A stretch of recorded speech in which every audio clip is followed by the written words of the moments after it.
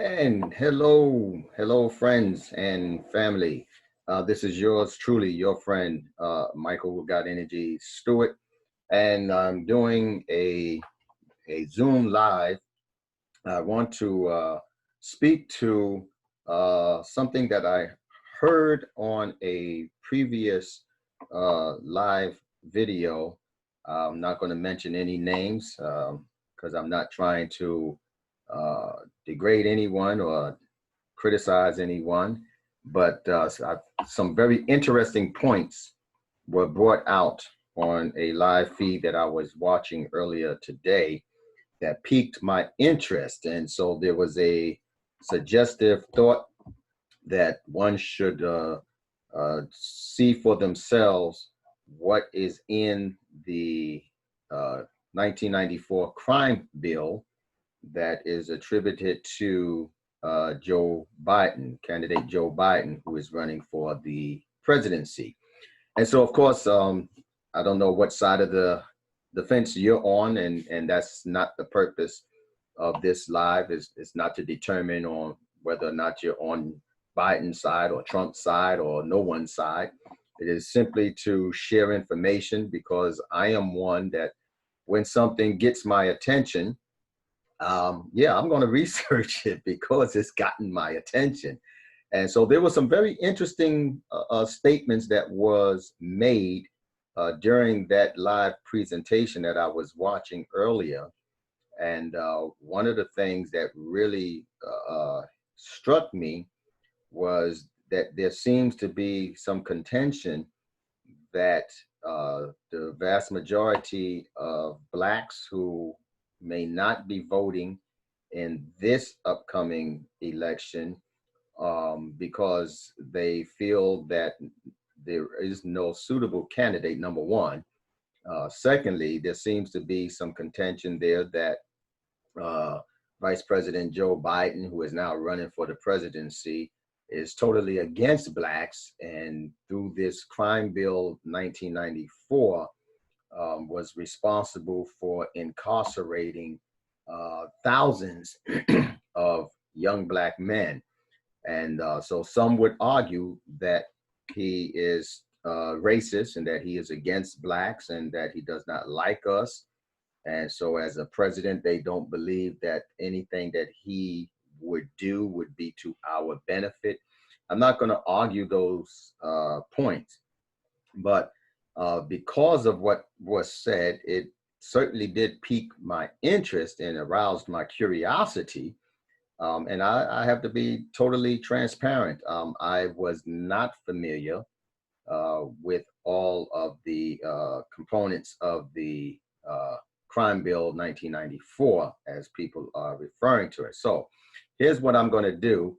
I actually went and started digging because now I am interested in knowing what exactly is in that bill that has so many um, against Joe Biden because they what I'm hearing is people are saying that they will never forget, and by people I'm speaking primarily of my own Black people who are saying that they will never forget that Joe Biden uh, is behind this crime bill that has adversely affected a vast number of young African Americans. So I wanted to see, okay, what is in this bill that has left such an indelible impression on the minds of many African Americans across this globe. So I'm going to attempt to share my screen and I'm going to let you see what I've pulled up. And let me see if I'm doing this correctly. I'm still learning technology. It's a little uncomfortable for us old heads, but I'm getting there. I'm getting there. So just bear with me, if you will, please. Okay, so I have up on the screen a website, govtrack.us /Congress /votes 103 1994 H416. So as you can see, it's titled HR 3355, 103rd Violent Crime Control and Law Enforcement Act of 1994. So I am at the right place, looking at the right information. And so this was a vote to pass H.R. 3355, 103rd in the House. So here's what it says. This is a summary right here. This is a summary, and this is only one of a couple that I'm going to share with you.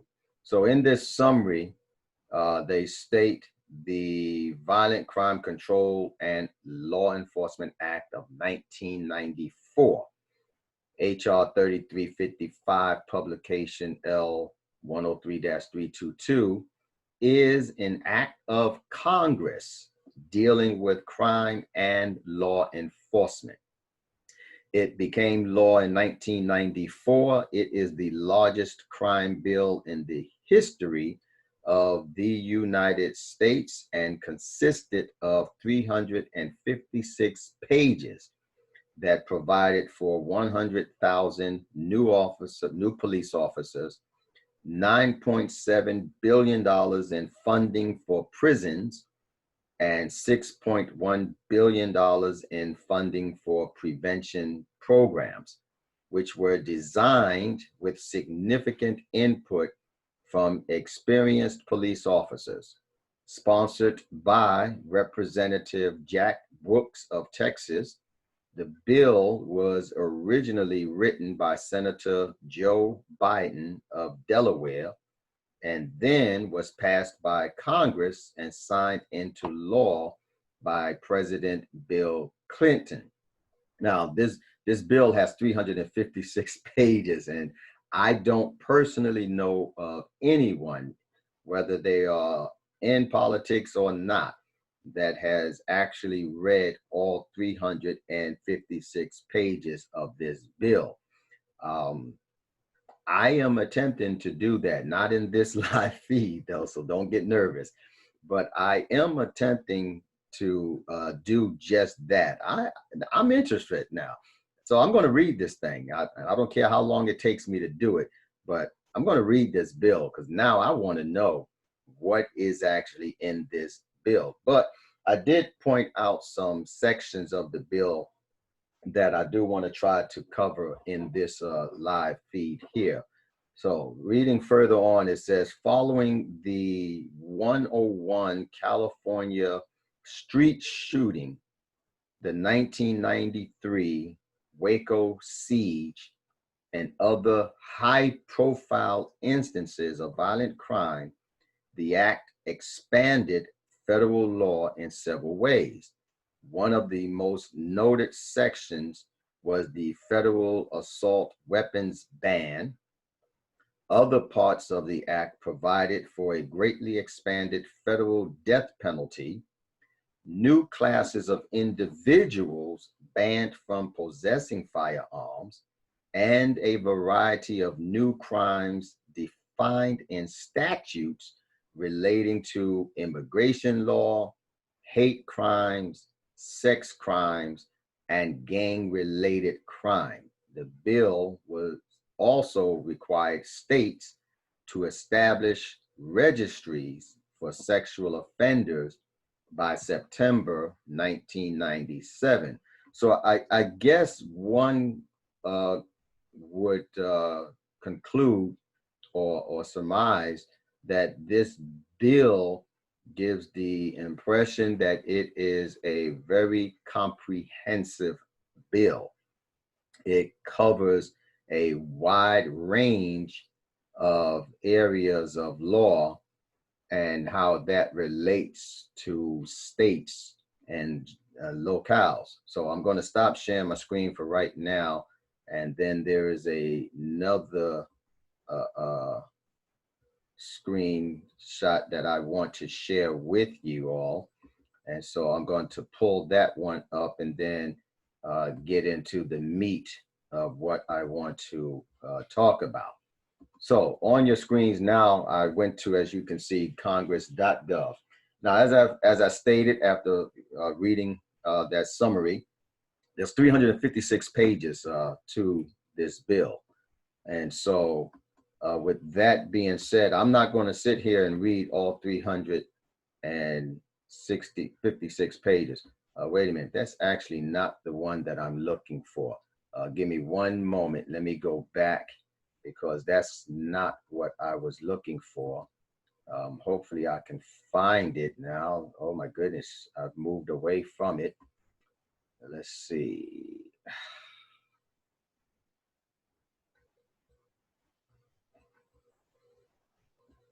Okay, I'm not going to belabor the time trying to find it at this point.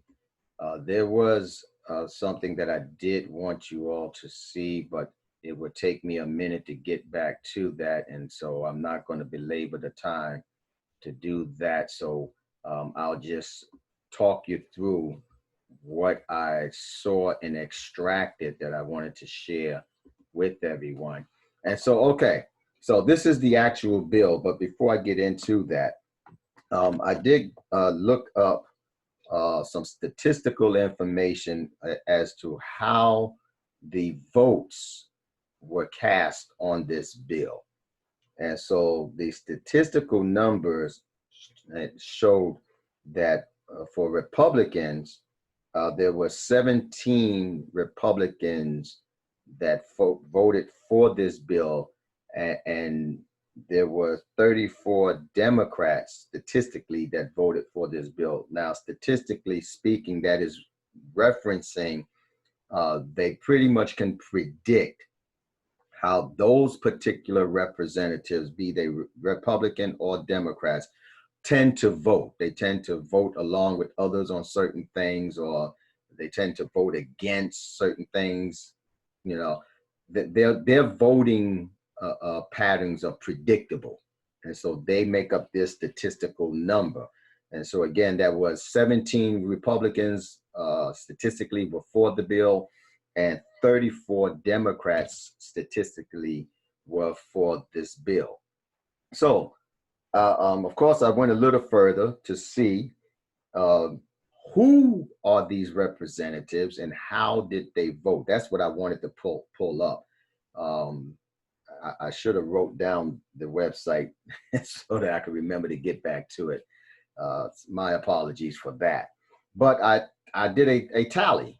I went through and they listed all of the representatives by the areas that they represent in the states within which they are elected officials. And so for the Democrats, of all of the Democrats throughout all the states, 188 Democrats voted for this bill. They wanted to see this bill go through the process and become law. And in terms of Republicans, 42 Republicans voted for this bill. Now, what that simply showed me and tells me is that this was certainly something that the Democrats got behind and really pushed. They really wanted to see this happen, and their numbers is proof positive of that. So, you know, a great number of Democrats voted for this bill. They wanted to see this happen. There was a lot of Republicans who did not particularly like this bill, and so they did not vote for it. And so, of all the Republicans, only 42 voted yay for this bill. Now, the thing that I want to also point out is, as you can see, what I have up on the screen here is the actual bill, the Violent Crime Control and Law Enforcement Act of 1994, which is known to many as the Crime Bill 1994, written by Joe Biden, who was then a senator. So this is the actual bill here. And like I said, I'm going to, at some point in time, read this bill. There are a lot of sections to this bill. I'm not going to read all of the sections, but there were about 6 sections of this bill that I read that did kind of stick out to me. that I want to kind of highlight a little bit on. The first one is section 10002. That section speaks to the purposes of this bill. It falls under Title I, Public Safety and Policing. That one I want to touch a little bit on. And then the other one is right behind it, Community Policing, Cops on the Beat. That's section 10003. Speaks to community policing, cops on the beat. And I think this is probably the one area of the bill that people are speaking about when they talk about this bill was responsible for the hiring of an additional 1,000 police officers and, of course, increased funding as well. Another section of the bill that I would like to talk a little bit about comes up under Title II, Prisons, as I'm scrolling down, and that's going to be 20103, which talks about violent offender incarceration programs, or incarceration grants. These are grants for the incarceration of violent offenders. Now, I think this is another area that people are probably referencing when they talk about the vast number of Blacks that seem to have somehow become adversely affected by this bill and were incarcerated following the enactment of this bill. I don't know, but like I said, I'm going to read these. Now, during this live, I'm not going to read the entire section, but in my leisure, I am going to read this bill because now I do want to know what exactly is in this bill that has a good number of Blacks enraged with Vice President Joe Biden for having written this bill and it being enacted into law. Now, mind you, Joe Biden did not enact this bill into law. The then president, enacted it into law, and that was the outcome of the unanimous votes for the bill. So there's more than one party responsible for this bill. But I guess people are holding Vice President Joe Biden responsible because he wrote the bill. And I don't believe that he wrote this bill single-handedly. I do believe that there was a team, and he may have presided over that team, but I don't believe that he himself wrote this bill by himself. I tend to entertain the idea that it's quite possible that there was a team that helped to write this bill, and it was written effectively enough for it to gain the acceptance of a good number of other representatives that wanted to see this get passed through. So I also want to take a look at 20201, which falls up under the certain punishment for young offenders. Now that's under subtitle B, punishment for young offenders. So I may spend a lot of time there in my leisure in that section because of the dealing with young offenders. Now, mind you, the overtone here, again, is that this is addressing violent offenders, violent acts of crime. These are not your everyday misdemeanor offenses or your typical felony offenses that any person would commit. This bill is speaking to violent acts of crime and violent offenders. So, I'm keeping that in mind as I read this bill. That is going to be at the forefront of my mind as I'm going through the sections of this bill, that who is this bill written for? What did this bill intend to address and find a resolve for? And so far, what I can see is that it definitely speaks to violent offenders and violent acts of crime. The next section in this bill that I want to briefly look at in this live is in section 20201. That was a certain punishment for young offenders. 20416, section 20416, which talks to civil rights of institutionalized persons. And so that, I think that's a big topic of concern when you're talking about folks who are incarcerated for felonious offenses, and then there are certain civil rights that they seem to lose as a result of their being charged and convicted and incarcerated for a felonious act. So I want to definitely look at that and see how this bill speaks to the civil rights of institutionalized persons. And then the last section for today that I want to look at is 30103, which comes under Title 3, Crime Prevention, Subtitle A, Ounce of Prevention Counsel.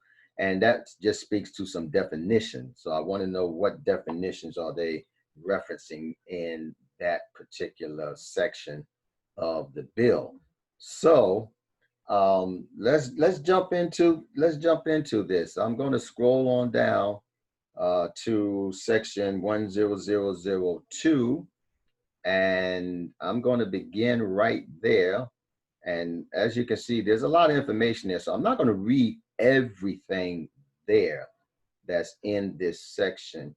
Okay, so 1002 is somewhat small. That's good. So here it says the purposes of this title are to, number one, substantially increase the number of law enforcement officers interacting directly with members of the community.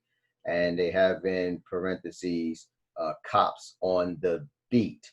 And so that is an area that is troublesome to a good number of Blacks today, that this bill increase the number of police officers that would be on the force around the globe.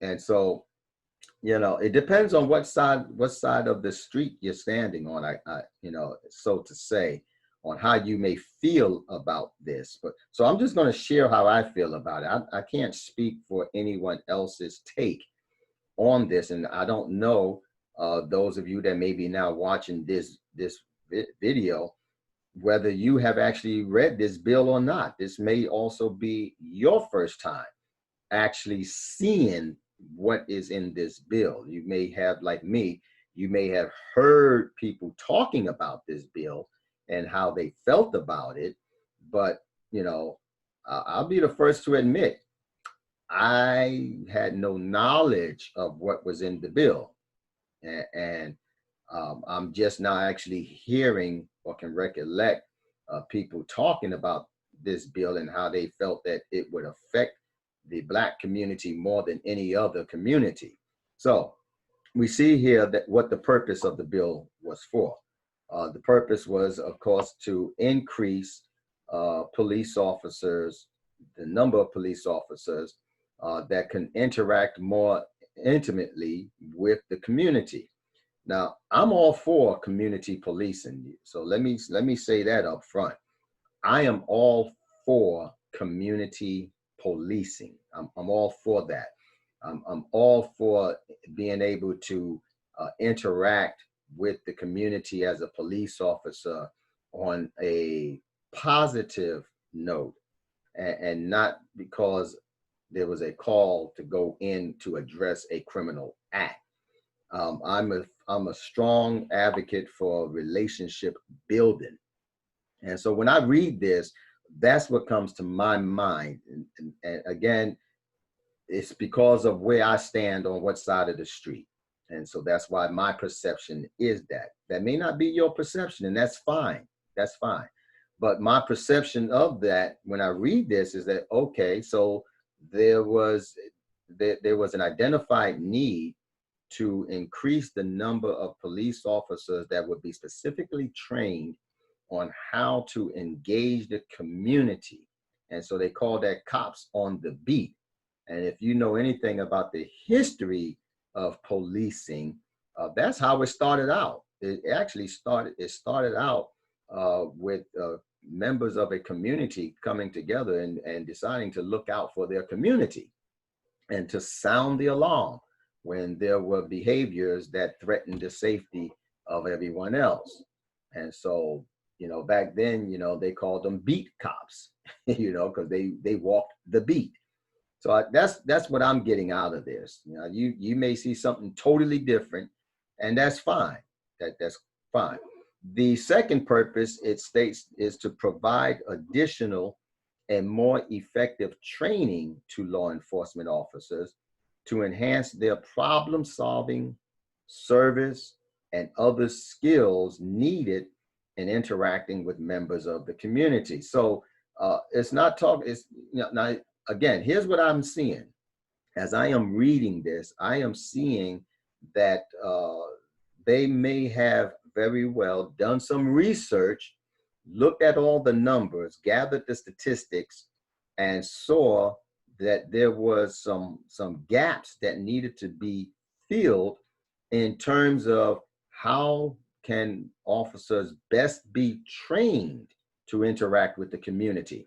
Because in any given community, you have a diverse population of people with varying degrees of needs. And so this is what I'm seeing. Now, somebody may say, well, you're reading too far into it, or you don't know what you're talking about. Well, I beg to differ if that is, your resolve, because I'm looking at this through the lens of policing. And so what I see here is I see an attempt, may not be an all efficient one, but I see an attempt to fill a gap, one that would provide effective training to law enforcement officers that would enhance their ability to problem solve. And as a police officer, we are called upon to be able to problem solve. And that's at any given moment, we're called to a situation that we don't know what it is that we're going into until we get there. And then when we get there, immediately we've got to engage in some problem solving strategies on how to mitigate what we are now encountering. And so this is what I'm seeing. This is what I'm seeing as I read this, that, okay, so there's an effort to provide more specific training in the areas of problem solving, in the areas of rendering service. That's something that I'm very big on, is seeing the role of a police officer, a law enforcement professional, as one that provides customer service. Now some may not make the relation to law enforcement by way of customer service. I see the relation there. I see that if you treat people fairly, if you treat people right, if you are just in your dealings with people, if you are approachable, if you are a personable person, I see that as a plus. I see that as a good door where relationships, good positive relationships with a community can be developed and formed. And so when I'm reading this is what I'm seeing. I'm seeing an effort to provide this type of training to make available to law enforcement officers. And not only that, but also to enhance other skills that are needed in interacting with members of the community. And so again, that goes back to what I've stated about the diversity within any given community. Some people's needs are very different from the next person. And in terms of needs, I'm talking about health needs, economic needs, social needs, mental health needs, physical health needs. We encounter all kinds of people. And so what we are finding is that there is an ongoing need for training to be able to effectively interact with the members of the communities wherewith we serve. And so the more knowledgeable and the more tools in our toolbox that we have, the more likely we'll be able to have a positive interaction with members of the community. And so not everybody, needs to be handcuffed and taken off to jail. There are some matters that, can actually be mitigated by talking, talking through it and finding a resolve together. And so I love community policing. Let me just throw that in there.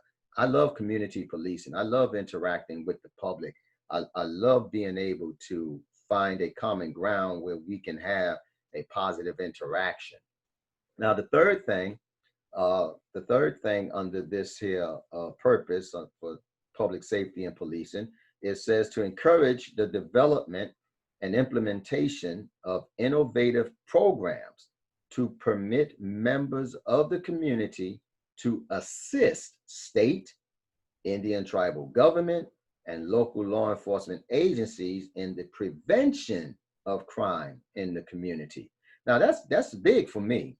That's big for me. I don't see anything negative with this purpose.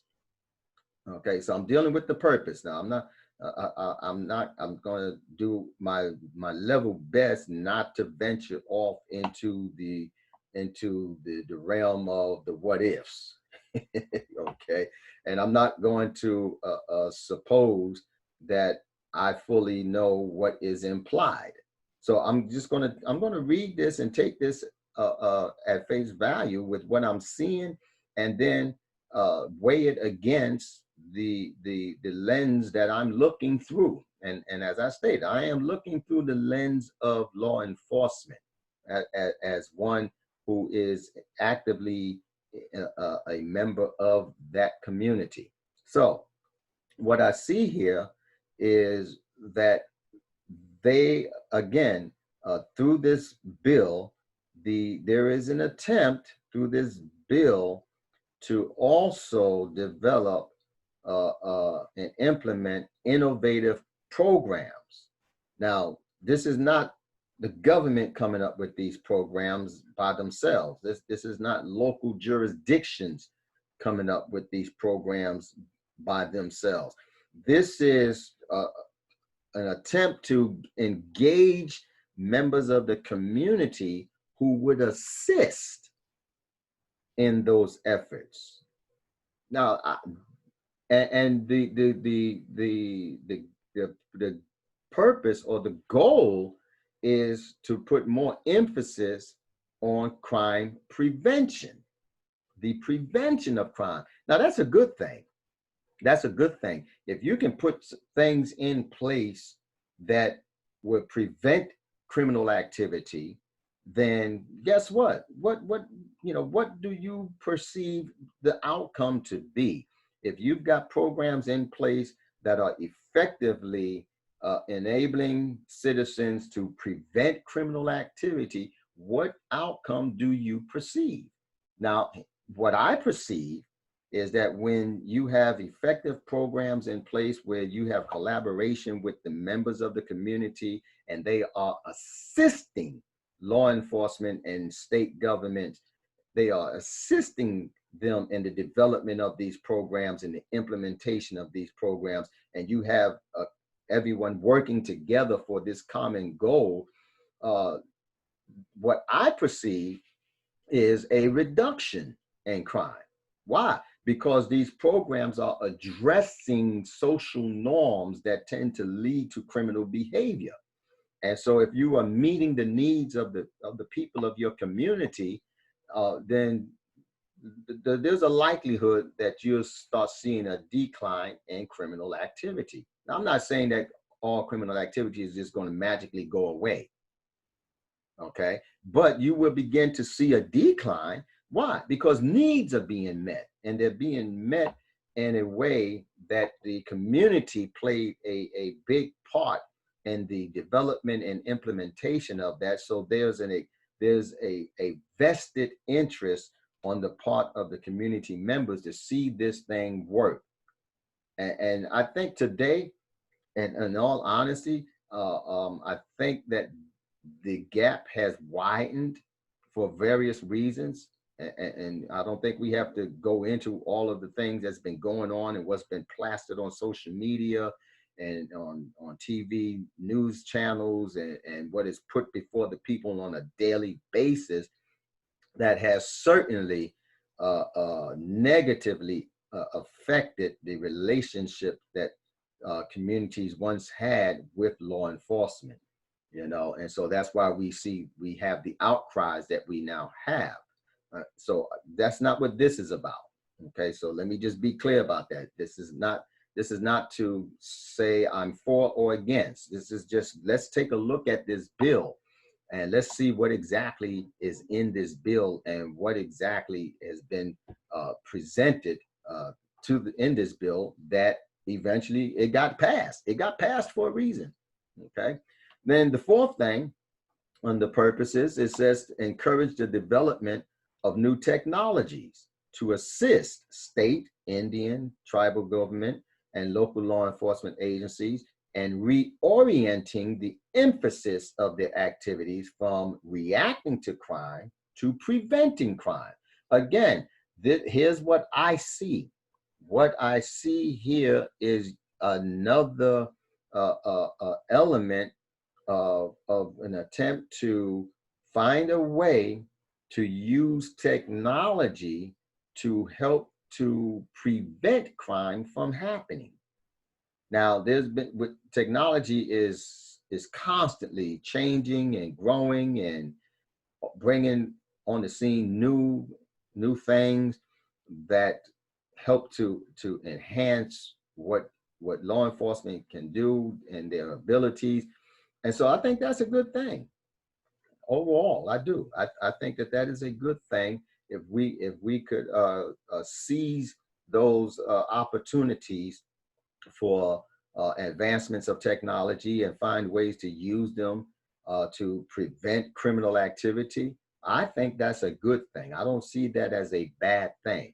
You know, when you think about criminal activity, who's committing criminal activity? People who are finding opportunities to do so, and that could be anybody. That's not based on a specific race or ethnicity or color of skin. People in general who find reason to defy law and see opportunity to present criminal behavior, they will do so. They will do so. I mean, that's just the way it is, you know? And so that's what I see here. Now, the next one is talking about community police in section 10003, cops on the beat. And this one here, in general, it says Title I of the Omnibus Crime Control and Safe Streets Act of 1968. Now, this builds on something that was already in existence. And it says that it's amended, number one, in three ways. Number one, by redesignating Part Q as Part R, by redesignating Section 1701 as Section 1801, and by inserting after Part P the following new part. So let's take a look at Part Q, Public Safety and Community Policing. Section 1701 speaks to the authority to make public safety and community policing grants. So now this is talking about providing the resources that is going to be necessary in order for these efforts to be realized. And let's face it, it takes money. You know, money still answereth all things, at least in America. If you don't have no money, you are very limited in what you can accomplish. It takes money. And so that's what Section 1701 is now speaking to. It speaks to the authority to make public safety and community policing grants. And so that covered the grant authorization, which the Attorney General may make grants to states, units of local government, Indian tribal governments, other public and private entities, and multi-jurisdictional or regional consortia thereof, to increase police presence, to expand and improve cooperative efforts between law enforcement agencies and members of the community to address crime and disorder problems, and otherwise to enhance public safety. And then it goes on to list the variety of ways that these efforts can be satisfied or fulfilled. Rehiring, hiring, and initial redevelopment, redeployment, rehire of law enforcement officers who've been laid off as a result of state and local budget reductions, hire and train new additional career law enforcement officers for deployment and community-oriented policing across this nation, procure equipment, technology, or support systems, pay overtime, you know. So it speaks to what these grants are intended to undergird so that the programs work, so that the efforts are successful. Now, again, I don't see that as a bad thing. It also goes into troops to cops programs. I remember when I was in the education field as an educator, I was seeking to be a classroom teacher. I remember what was it, ODU, and I believe they still have the program where they have troops to teachers program, you know, and it's a funded program. These things cost money, you know, and it's a funded program to retrain and provide assistance to those who are making a career transition from military to civilian life and wanting to become a educator. That there's funds available to help make that happen. Where the same thing is what is being communicated and expressed through this bill is that, so there is, in fact, there was an identified need to increase the police presence throughout the communities. You know, that's one of the arguments that people have had for numerous years, you know, to be perfectly honest, and you don't hear much talk about it, but that's been a concern of community members for as long as I could remember. Whenever something did go down, people would say, well, where was the police? Where was the police?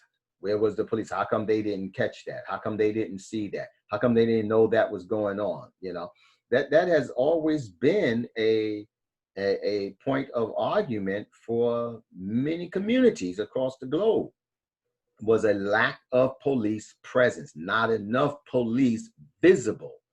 You know, some argue, yeah, they were hanging out at the donut shop, eating donuts, drinking coffee. That's why they didn't catch the criminal. That's why they didn't see the criminal act. You know, people came up with all kinds of arguments. You know, at one time that was the big thing. You know, police presence. Where were the police? Where were the police?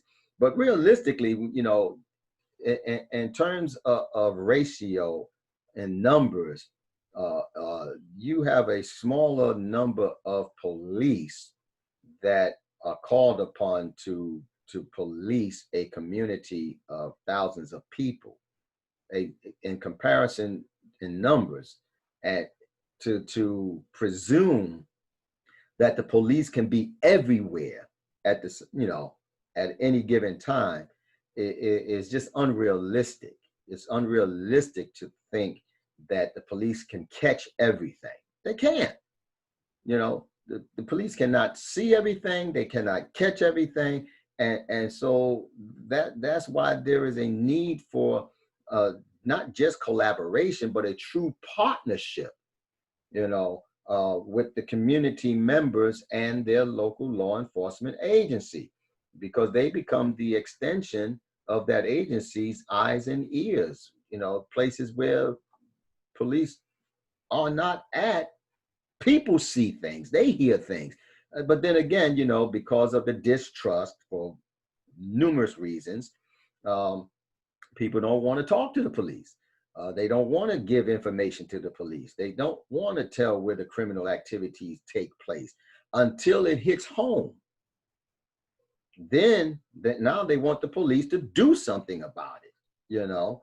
And so that's why there is a thrust to create and implement programs that are focused on preventing criminal activity before they happen.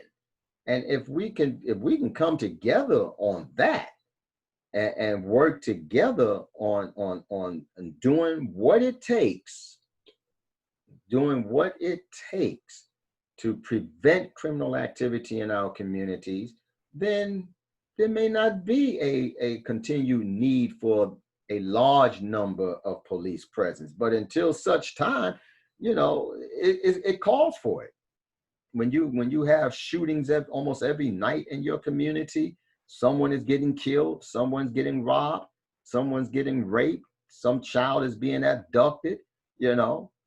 When these things are ongoing and no one is speaking up, no one is sharing information, but yet there is an expectation that the police be there to catch it, that the police stop it, that the police must know about it, or they're ignoring it, you know, there is a huge need for greater police presence. I mean, even today in certain communities, if not all, there is a need. So I see that this is what this is speaking to. I see that this is attempting to provide a solution that can be considered a workable solution, but it rests on the community assisting. It does. It rests on the community being actively involved and assisting. Now, I want to jump down because I don't want to spend a whole lot of time there. So I want to jump down to the next section, section 2, that talks about violent offenders. So let me scroll down here to section 2. Okay, so section 201 is what I'm looking for. I might have gone a little too far. Let's see, where are you? These sections are rather large, so I may have passed it. Section 20103 is what I am looking for. So bear with me as I hunt for section 2. There's section 1901. Where did it go? Where did it go? It seemed to have skipped 20103. Maybe I wrote that down wrong. Let me see. Let me go back. Incarceration of undocumented criminals. That's odd.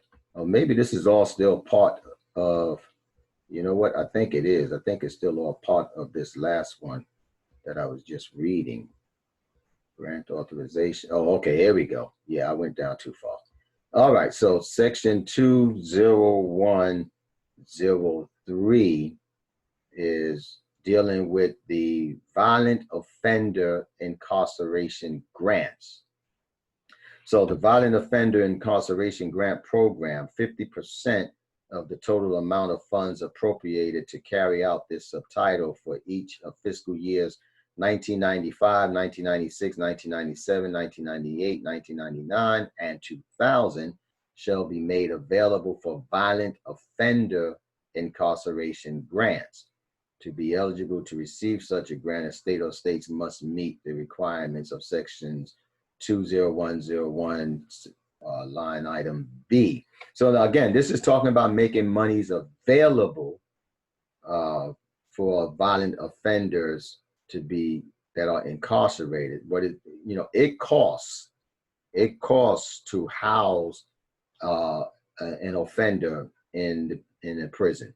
It costs because we still, as a country, we still have a duty of care to that individual as a human being to provide for their basic needs, and so that it is what it is, put them in prison. You can't just forget that they're there and don't feed them, don't tend to their medical needs, don't provide them adequate shelter, and some level of safety. We still have that obligation as a nation when we put people in prison to take care of them. I mean, it is what it is. They commit the crime, but we have an obligation to feed them. We have an obligation to provide for their safety, make sure that their medical needs are being met, And so that's what this section talks about. It talks about how the monies are made available, how they're distributed, how they're appropriated.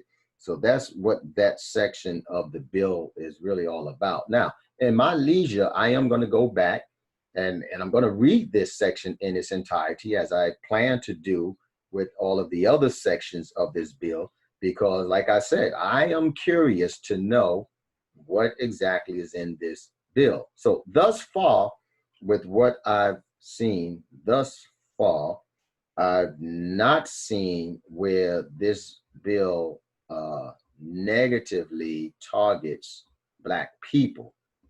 I don't see that yet. I'm not saying that it don't exist, because like I said, I've not read the whole bill, and certainly I am no expert on the bill, but I'm right now I can only take at face value what I'm reading, what I am seeing, and maybe as I go further into reading the contents of the bill, which I will do in my leisure. And periodically, I may come back and do another video to update what I've gathered out of what I have read, if you are interested in that. But otherwise, I can only take at face value what I am seeing as I'm reading. And so as I have an opportunity to digest the information and reevaluate how it is impacting my thought processes, then I'll do another video on my findings and what my perception is.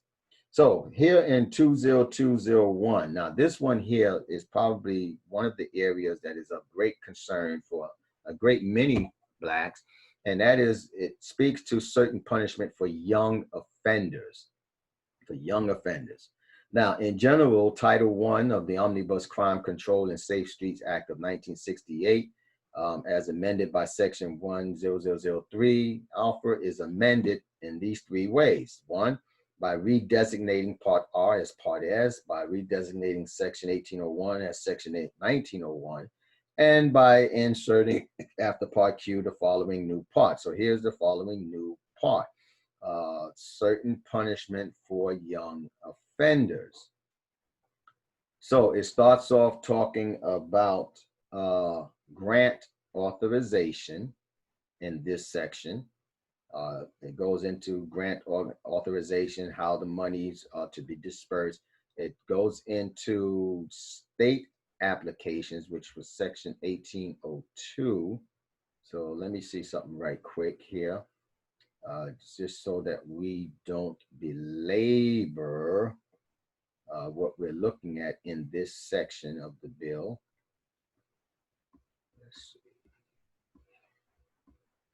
Okay, so Part R becomes Part S. Section 1801 now becomes Section 1901, and Part Q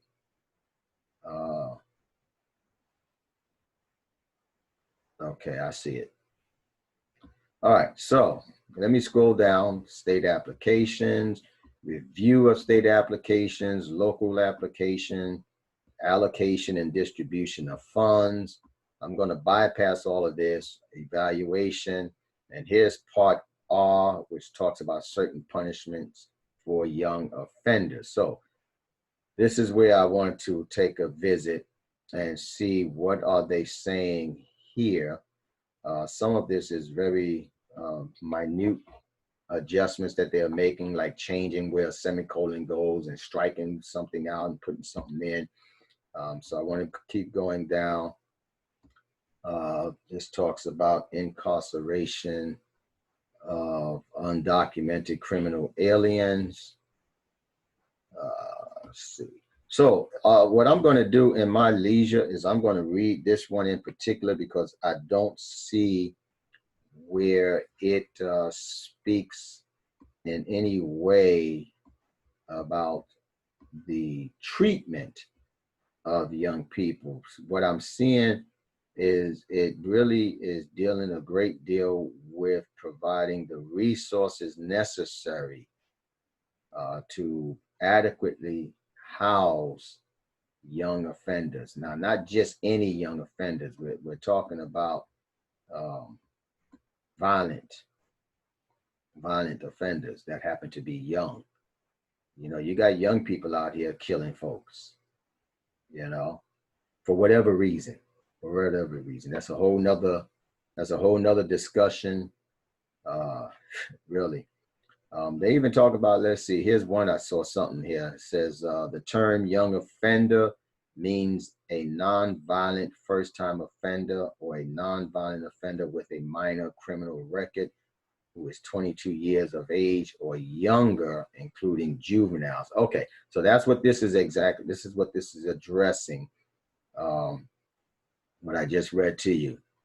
Their understanding or term young offender applies to those who are 22 years of age or younger who are nonviolent offenders or nonviolent first-time offenders. So again, it speaks to the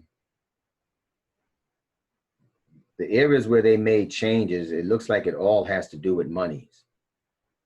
Grant authorization, state applications, review of state applications, local applications, allocation and distribution of funds, evaluation.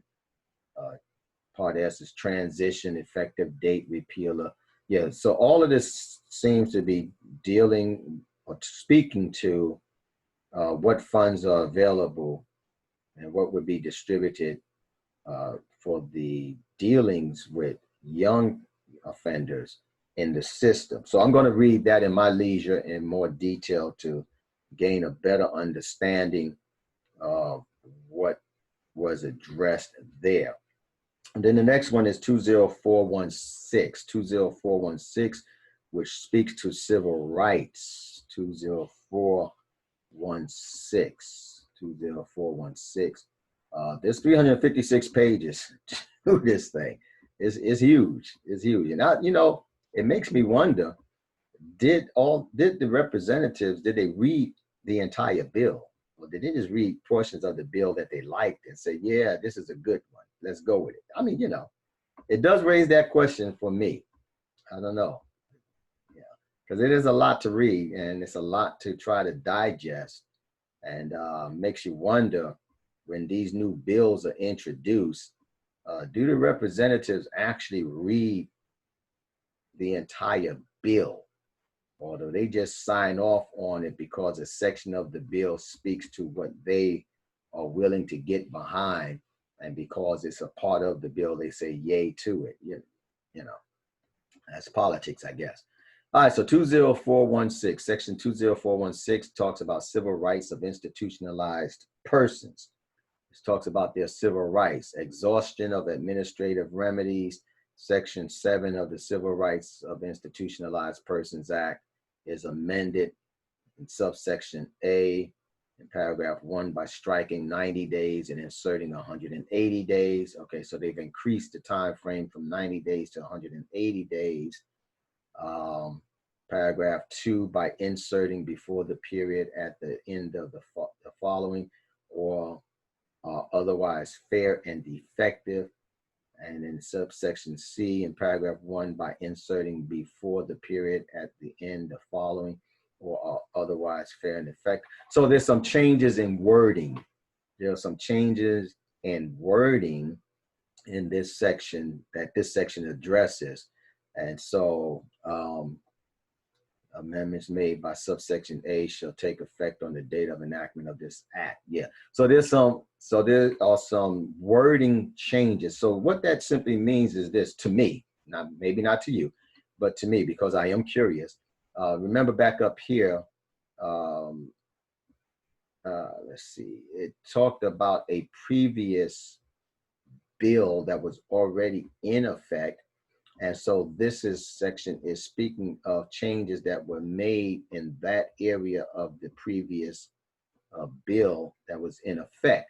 So that means that I'm going to visit that previous bill and look for that section, see how it was worded so that I can have an understanding of what was changed. And so again, it begs to ask, you know, do the politicians, do the representatives do that? Do they go back to the previous bill and look at that section in, you know, in a more comprehensive way so that they can see what changes were actually made to the bill and then agree on it, or you know, just something interesting to me. All right, so Title III deals with crime prevention, what they call an ounce of prevention council. And so there was section 30103 that I highlighted that I wanted to take a look at, and this was the definition. And so it said in this subtitle, Indian tribe. Okay, so it's specific to Indian tribe, means a tribe, band, pueblo, nation, or other organized group of community of Indians, including an Alaska Native village, as defined in or established under the Alaska Native Claims Settlement Act, 43 U.S.C. 1601, that is recognized as eligible for the special programs and services provided by the United States to Indians because of their status as Indians. Okay, all right, so this is dealing with crime prevention programs and those programs being also made available to Indians and tribes and groups, community of Indians. So there's a lot in this bill. It really is. So again, just with what little that I have looked at, I just don't see where this bill targeted blacks. Now, here's a reality for me, based on my perception. Okay, and so I'm not ashamed to make it clear what my perception is. I know I could be wrong. I'm human. I could be wrong, but my perception on the matter is this. It is a known fact that communities that are predominantly Black tend to have a higher rate of violent criminal activity.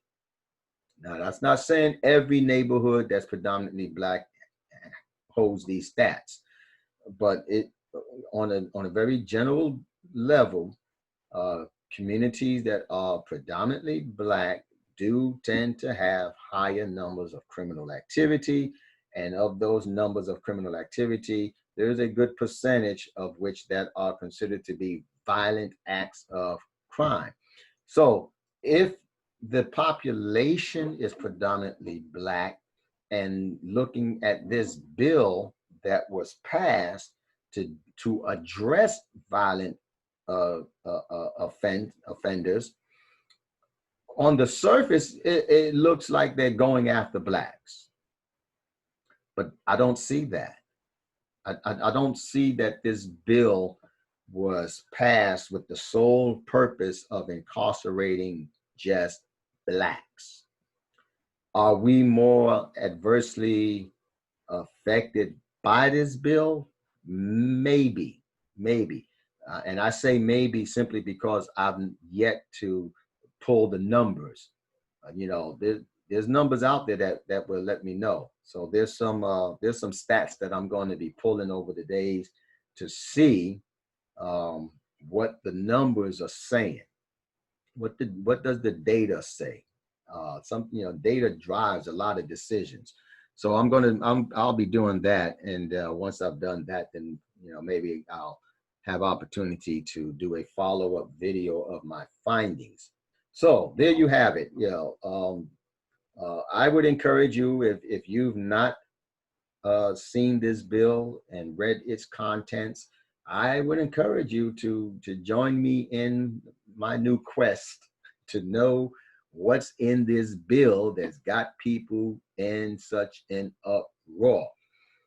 It was good enough for the majority of the Democrats at that time to get behind it, and a few Republicans as well to get behind it and push it through and get it passed into law. And so, looking so far at what I've read, I just don't see where it targets blacks. I just don't see that. And so that does not give me enough reason to be mad at then Senator Joe Biden for having wrote this bill. And it certainly does not give me enough reason to not consider casting my vote for Vice President Joe Biden in this upcoming presidential election. Now, I've not yet decided which way I'm going to vote. Uh, I tend to select the candidate who more closely aligns with what I feel or believe would be a benefit to me and my household.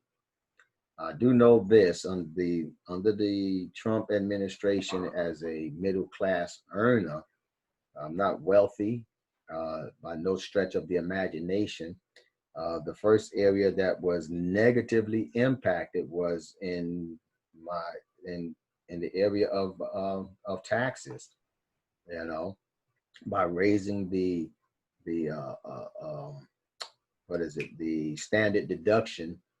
Um, yeah, that hurt. That hurt me and a lot of other people in the same earnings bracket. It hurt us. It hurt us a great deal. Whereas we were once getting tax refunds, uh, now we owe. You know, now the wealthy benefited the most because of the tax breaks that they were given, and so what that speaks to me is to in my latter in my golden years, as I call it, because I'm well beyond 50, uh, seek to become wealthy. you know, and so I don't make a whole lot of noise about the matter because it's a reality to me that if I want to benefit right now, then that's the path that I need to be on, is seeking to become wealthy. You know, but not everyone can make the transition um, for various reasons.